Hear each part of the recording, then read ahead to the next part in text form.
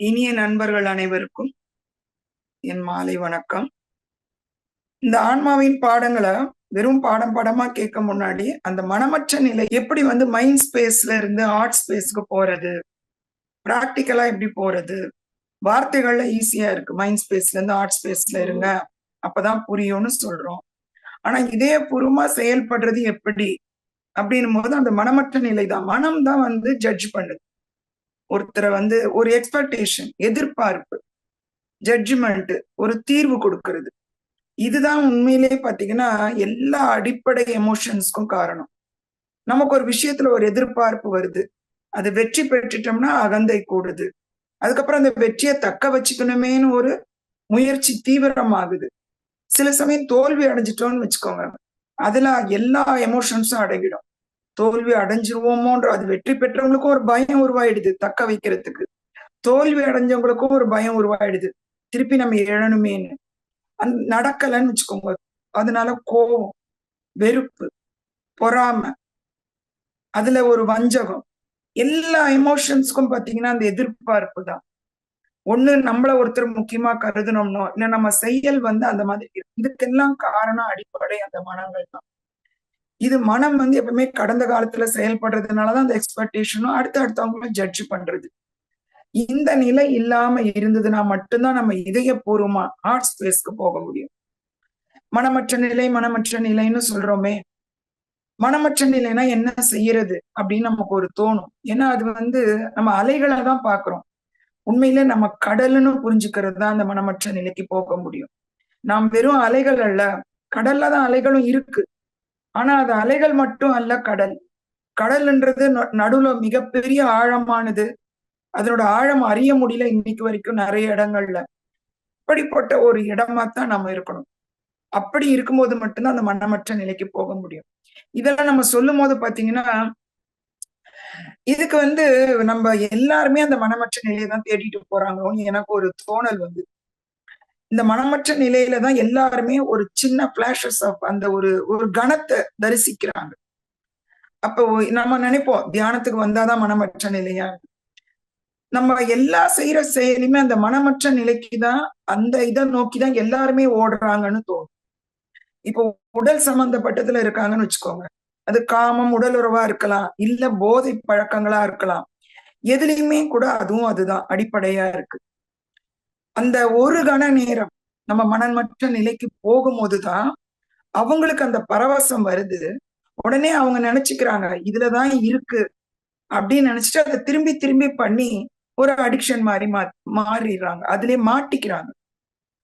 இப்ப அடுத்தது பாத்தீங்கன்னா, அதுலயும் ஒரு சலிப்பு தோன்றும் போது மனம் ரொம்ப தந்திரமானது இல்லையா, அது எல்லாத்தையும் சந்தேகப்பட வைக்கும், தன்னை மட்டும் சந்தேகப்படவே வைக்காது. அது உடனே அடுத்த நிலைக்கு நகர்த்துது. அடுத்த நிலை என்ன? உடலை தாண்டின பிறகு நமக்கான அந்த போதை என்ன போதை? ஒரு அதிகார போதை, பண போதை, ஒரு புகழ் போதை. இதுலதான் அந்த ஒரு உச்ச நிலையை காமிச்சு ஒரு கண நேரம் நமக்கு மனமற்ற நிலையை காட்டுது. அப்ப நமக்கு இதுலதான் அந்த மனமற்ற நிலை, அதுலதான் அந்த பரவசம். திருப்பி திருப்பி நம்ம அதுக்கு பின்னாடியே ஓடிட்டு இருக்கோம். அதுக்கப்புறம் பாத்தீங்கன்னா பிரார்த்தனைகள், பூஜை, இதுலயும் கூட நம்ம அந்த மனமற்ற நிலையை உணர முடியும்.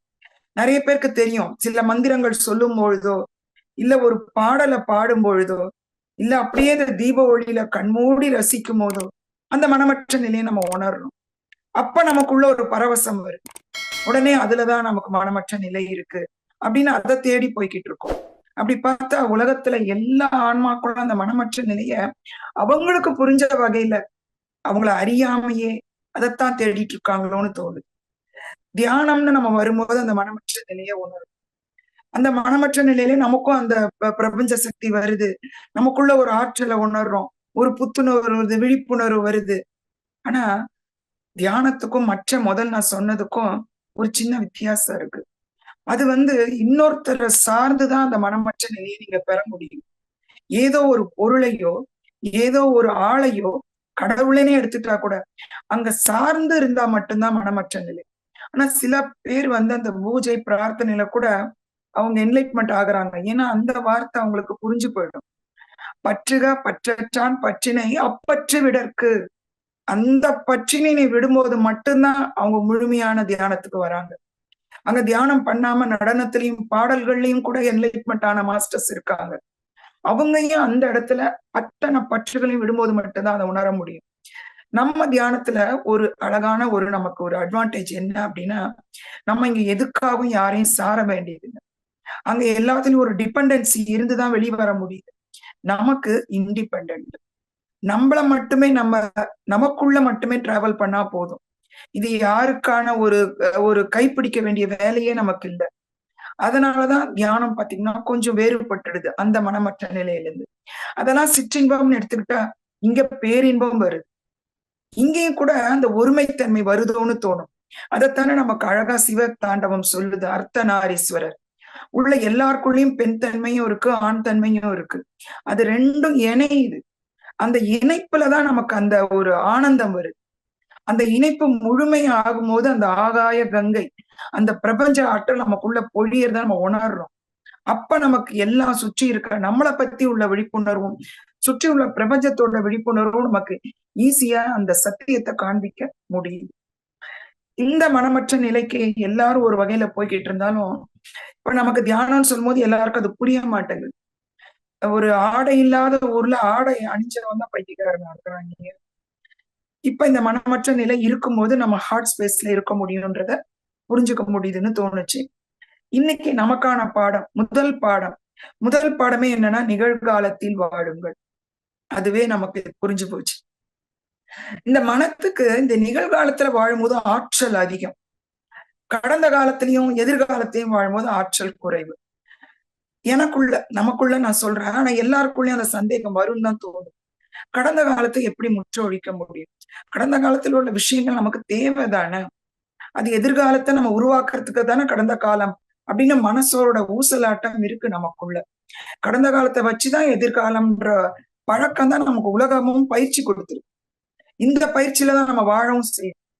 அப்படி இருக்கும்போது எப்படி கடந்த காலத்தை முற்றும் ஒழிக்க முடியும்? கடந்த காலமே இல்லைன்னா எப்படி நிகழ்காலம் ஈஸியா சொல்றாங்க இல்லையா? ஒரு முறையேனும் ஆற்றில் கால் வைத்தோம். முன்னாடி கேள்விப்பட்டிருப்போம், ஒரு முறை அந்த ஆற்றில ஒரு முறைதான் குளிக்க முடியும். இப்ப அப்படி இல்லையா? ஒரு முறையேனும் ஆற்றில் காலை வைத்தவர் யாரு? ஏன்னா நீங்க காலை வைக்கிற கணம் அந்த ஆற்றில் நீர் மாறுது.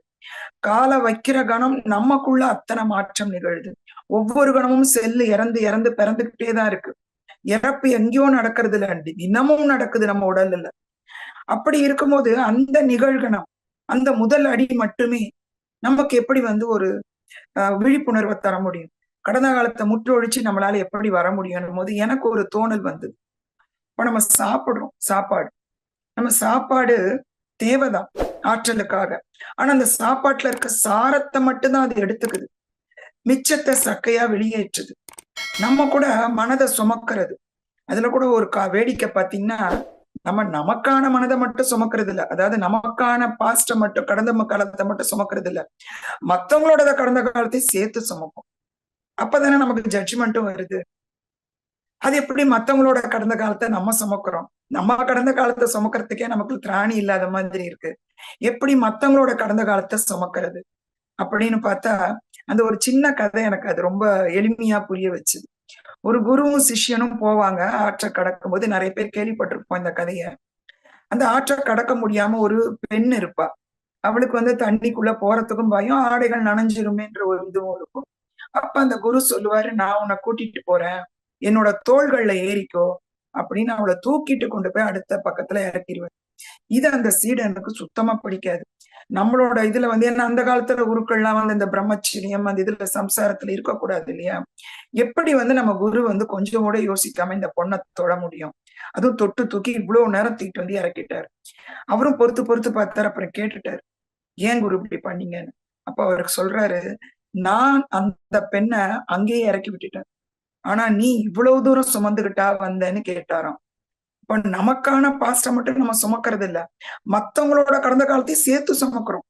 அதனாலதான் ஜட்ஜ்மெண்ட்டும் வருது. அவங்களோட கடந்த காலத்தையும் சேர்த்து சுமக்கும். நம்ம கடந்த காலமே வேண்டான்னு சொன்னா அடுத்தவங்களோட கடந்த காலத்தையும் சேர்த்து சுமந்து அதுல நம்ம ஜட்ஜ்மெண்ட்டை உருவாக்கிக்கிட்டே இருக்கோம். இல்லையா? இப்ப இந்த உணவு முறையில பாத்தீங்கன்னா, அந்த உணவு பாருங்க, உணவுதான் ஆற்றலை கொடுக்குது. அந்த உணவுக்கு ஒரு நன்றி சொல்லிட்டு அது உடம்புல வச்சுக்கிறது இல்ல. எது தேவையோ அந்த சாரத்தை எடுக்கும்போது உடம்புக்கு அது ஆற்றலா இருக்கு.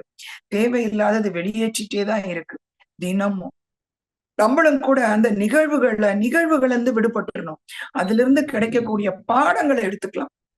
அந்த பாடங்களை மட்டும் நம்ம வச்சிருந்துட்டு அந்த நிகழ்வுகளை விட்டுறணும். அன்னைக்கு அவன் எனக்கு அந்த பேச்சு பேசினான், அன்னைக்கு இவன் வந்து என்னை இப்படி பண்ணான். அது நல்லதா இருந்தாலும் கெட்டதா இருந்தாலுமே ரெண்டுமே கூட ஒரு பாரம் தான். நன்றி உணர்வு கூட ஒரு பாரம் ஆயிடும். குற்ற உணர்வும் அதை விட மிகப்பெரிய பாரம் ஆகுது. அப்ப இந்த மனமற்ற நிலைக்கு நம்ம போகணும்னா அதை நம்ம புரிஞ்சுக்க வேண்டியது பாடங்களை எடுத்துக்கோங்க. கடந்த காலத்துல இருந்து நிகழ்வுகளை சுமக்காதீங்க. அந்த நிகழ்வுகளோட அந்த இதுலதான் நம்ம மூழ்கடிக்கப்படுறோம்.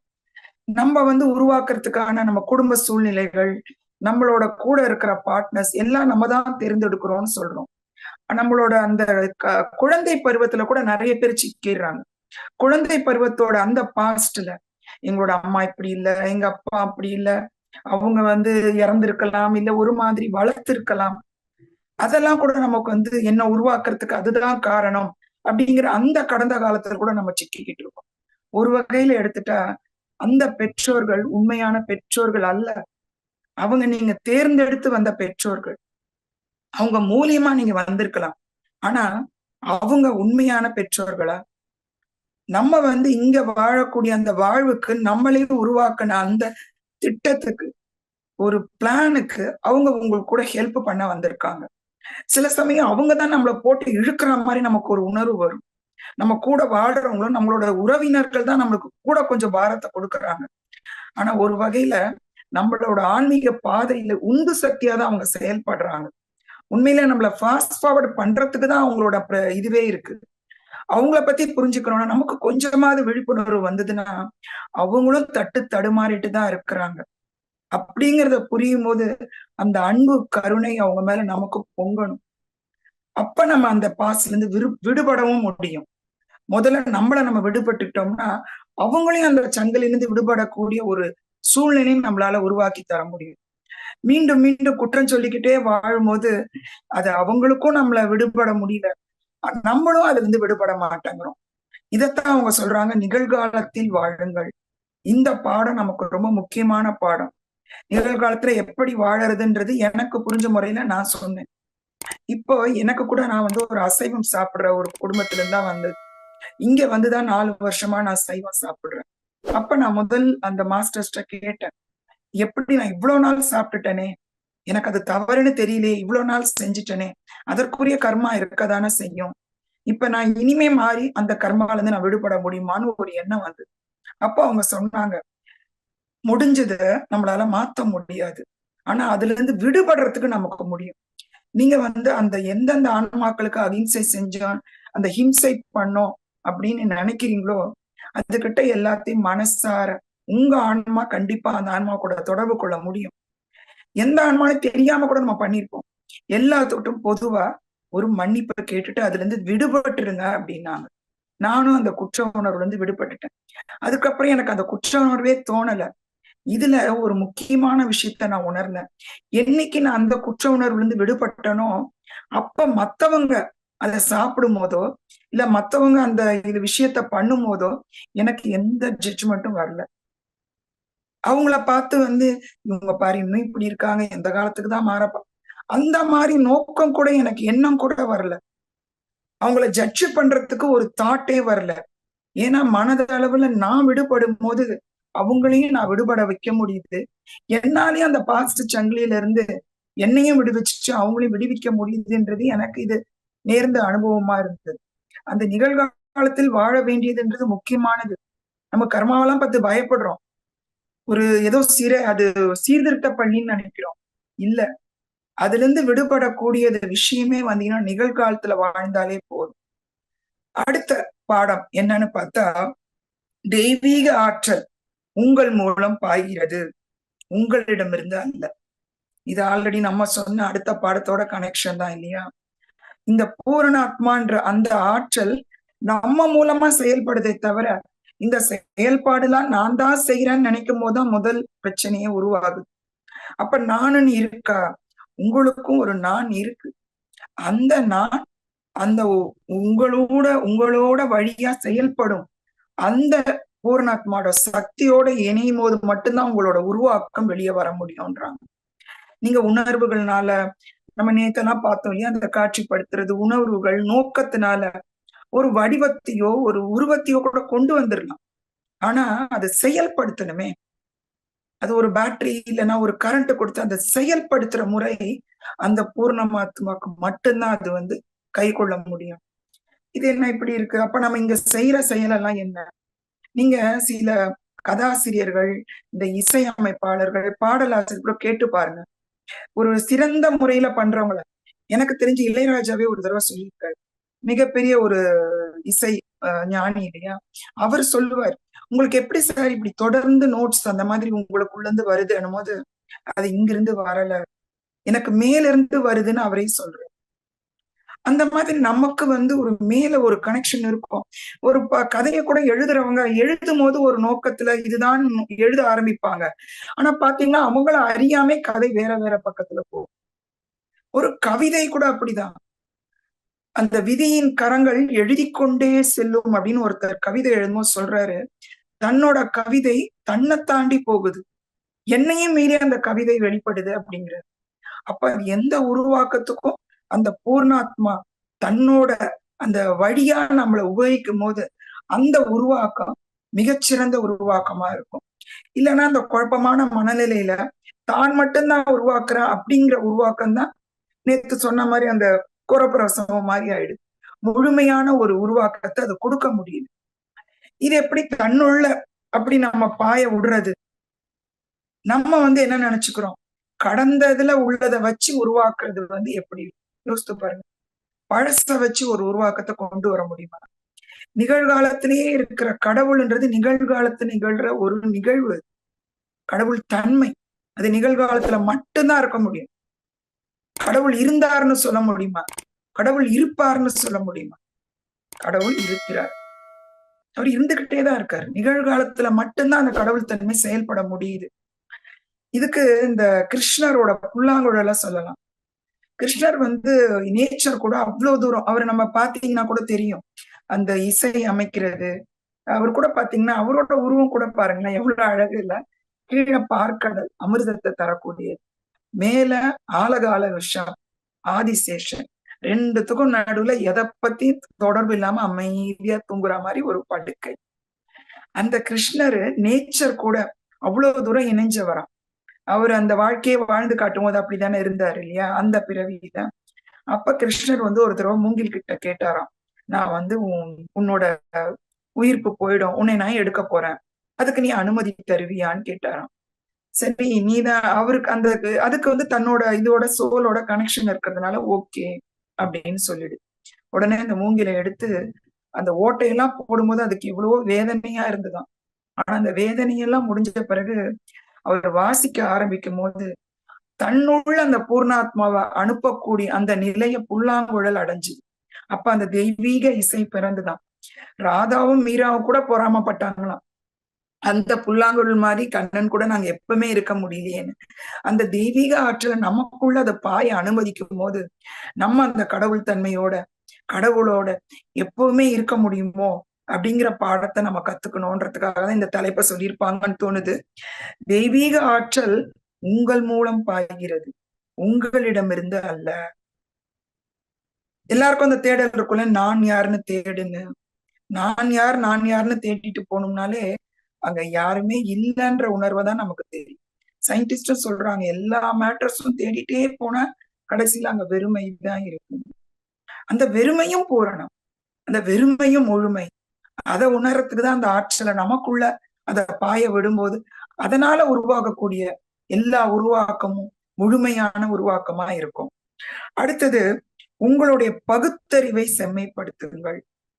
பகுத்தறிவுன்றது இறைவன் நமக்கு கொடுத்த, மனிதனுக்கு மட்டுமே கொடுத்து. தெய்வீக தன்மையை எல்லா மிருகங்களும், கல்லு கூட, ஒரு கல்ல கூட நம்ம ஏன் கடவுளா வழிபடுறோம்? ஏன் மரங்களை வழிபடுறோம்? ஏன் விலங்குகளை கடவுளோட வாகனங்களா கொண்டு வரும்? இந்த இந்து மதத்துல இதெல்லாம் நம்ம மூட நம்பிக்கைன்னு சொல்லிக்கிறோம். ஆனா அவங்க உருவகப்படுத்தி தான் அதை கொண்டு வந்திருக்காங்க. அது வெறும் உருவகம் தான். அதாவது அது வந்து ஏதோ ஒரு விஷயத்த சொல்ல வரக்கூடிய உருவகம். நம்ம வந்து அங்கே இப்ப அந்த என்ன சொல்லுவாங்க, தேர்ட் ஐல வருது, இல்ல ஆஸ்ட்ரல் பாடி டிராவல் வருது, அதுல ஒரு காட்சி வருது, இல்ல சித்திகள் வருது அப்படின்னா நம்ம அங்கேயே ஸ்ட்ரக் அப் ஆயிடும். அதை தாண்டி போகும்போதுதான் அதையும் தாண்டின பேரின்ப நிலையை அடைய முடியும்.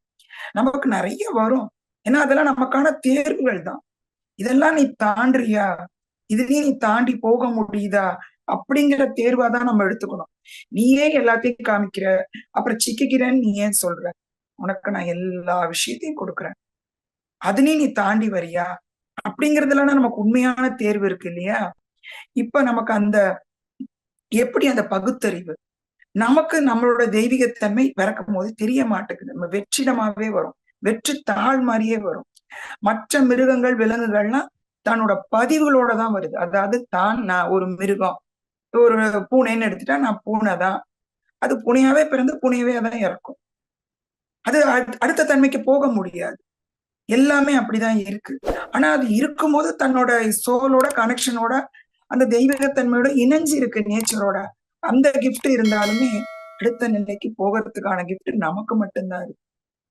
அதாவது இந்த பூர்ணத்தன்மை உணர்ந்து இப்ப சூரியனை நோக்கி போகக்கூடிய எந்த பொருளும் எரிபொருளா நெருப்பாவே மாறிடும். வேற எந்தமே அது ஆக முடியாது. நீங்க எப்பேற்பட்ட பொருளை கொண்டு போனாலும் சூரியன் கிட்ட அணுகும் போது அது வெறும் அந்த நெருப்பு. சூரியன்றது நெருப்பு தானே, வெறும் நெருப்பா மட்டும்தான் மாற முடியும். அதே போல கடலோட சேர்ற எல்லா துளியும் கடலா மட்டும்தான் மாற முடியும். அப்படி நம்ம அங்க நோக்கி போற அந்த பயணம் தான் நமக்கு கொடுத்த கிஃப்ட். நமக்கு வந்து நிகழ்காலத்துல நினைப்போம், நிறைய விரக்தி வருது, கவலை வருது, பயம் வருது. உண்மையிலே அதெல்லாம் கடவுளோட கிஃப்ட் அப்படின்னு நம்ம எடுத்துக்கணுமா? அப்படின்னு தான் எடுத்துக்கணுங்கிறாங்க. இதெல்லாம் போங்காட்டமான்னு கேட்காதீங்க. நமக்கு வந்து வாழ்க்கையில நமக்கு அந்த பகுத்தறிவுல எது தடைக்கல்லா இருக்கு? எமோஷனலா, அதாவது உணர்வு பூர்வமா நம்ம ஈடுபட்டு ஒரு ரியாக்ஷன் பண்றோம் பாருங்க, அது எல்லாமே நமக்கு தடைக்கல்லா இருக்கு. அப்ப எப்படி நம்ம எமோஷன் இல்லாம வெளிவர்றது? திருப்பி நமக்கு முதல்ல இருந்து அந்த பாடங்கள் எல்லாம் நம்ம ஞாபகப்படுத்திக்க வேண்டிதான். நமக்கு இந்த பூர்ணாத்மா வந்து இருக்கு, அதுதான் அந்த சிந்திக்கும் திறனை நமக்கு வந்து ஒரு திறந்த புத்தகமா திறந்த மனதோட அணுகும் போது கொடுக்குது அப்படிங்கிறத புரிஞ்சுக்கும் போது சில சமயம் அந்த பூர்ணாத்மா நமக்கு கொடுக்கக்கூடிய வழிகாட்டுகள் முறை வந்து மிகவும் வித்தியாசமா இருக்கும். நம்ம எதிர்பார்த்ததை கொடுக்காது, மனது மட்டும்தான் நம்ம எதிர்பார்த்ததை கொடுக்கும். இது ஒரு வித்தியாசமான ஒரு விஷயத்த கொடுக்கும் போது நம்மளால அதை ஏற்றுக்கொள்ள முடியாது. ஐயோ, நம்ம பழைய விஷயமே பண்ணிட்டு போலாம், ஏன்னா அது கம்ஃபர்டபுளா இருக்கு, நமக்கு அது ரொம்ப தெரிஞ்ச பாதையா இருக்கு. இந்த பாதையில பயணிக்கிறதுக்கு நமக்கு ஒரு பயம் வருது. அந்த உண்மை தன்மைய நம்ம விவேகமான முறையில எடுத்துக்கணும். அங்கதான் பகுத்தறிவு செயல்படணும்ன்றாங்க. அப்ப நம்ம பாரபட்சம் இல்லாத ஒரு நிலையில இருக்கணும். புதிய விஷயங்கள் அது உள்ளிருந்து சொல்லுது, ஆனா இது உள்ளிருந்து மனம் சொல்லுதா, அகம் சொல்லுதா, அதை நிர்ணயிக்க வேண்டிய பாடம் நமக்கு தான். அதை நம்ம நிர்ணயிக்கிறதா நம்மளோட பாடம். அதை நிர்ணயிக்கிறது தான் நமக்கு ஒரு டூலா தியானம் இருக்கு.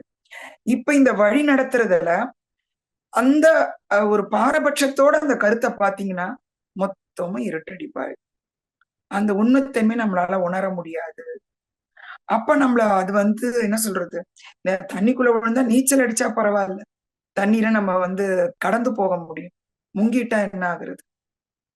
அப்ப அந்த பாரபட்சம் இல்லாத அந்த விவேகமான முறையில செயல்படாம அப்படியே விவேகமற்ற முறையில பாரபட்சமான முறையில நம்ம வந்து ஒரு முடிவுகளை எடுக்கும் போது அது நம்மள மூழ்கடிக்கதான் செய்யும். அந்த உணர்வுகள்ல தான் நம்ம மூழ்கடிக்கப்படுறோம்.